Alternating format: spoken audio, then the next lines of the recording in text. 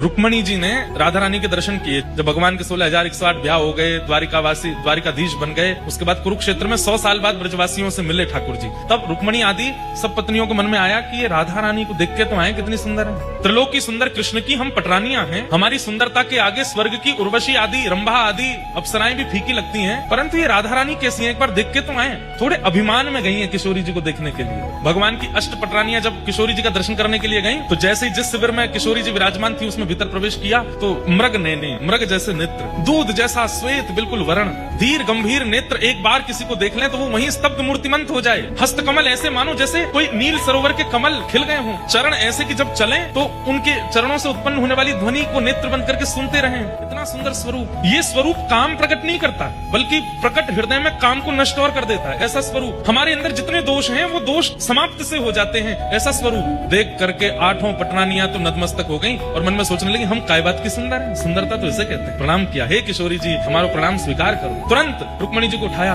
मैं राधा रानी नहीं हूँ, मैं तो दासी हूँ। राधा रानी भीतर है, किशोरी जी तो भीतर विराजमान है। 8 में से 4 तो वहीं से लौट गए। बोले जब दासी की सुंदरता हमसे सहन नहीं हो रही है, किशोरी जी को कहां देखेंगे। 4 ने प्रयास किया और भीतर गई, तो बाहर जिसे देखा उससे भी अतीत सुंदर। बाहर वाली की सुंदरता तो दोष नष्ट कर रही थी, अंदर जिसको देखा उससे दोष नष्ट तो हुए बल्कि गुण प्रकट होने लगे।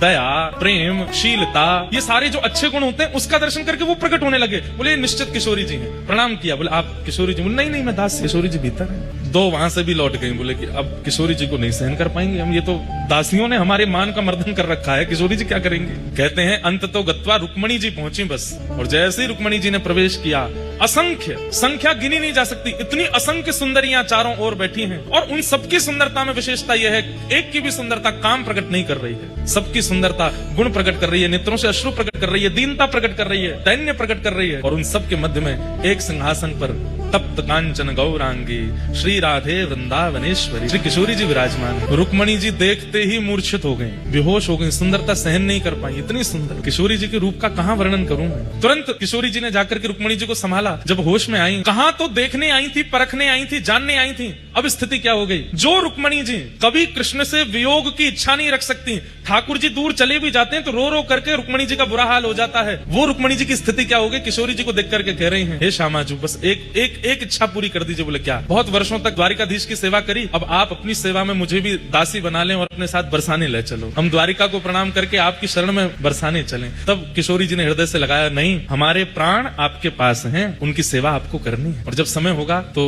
हम आपको स्मरण कर लेंगे। जब बाहर रुक्मणी जी निकल करके आई तो कहते हैं 2 दिन तक तो मौन ही रही, बोली ही नहीं, बस नेत्रों से अश्रुपात और ध्यान में बैठी हैं किशोरी जी। इतना सुंदर स्वरूप।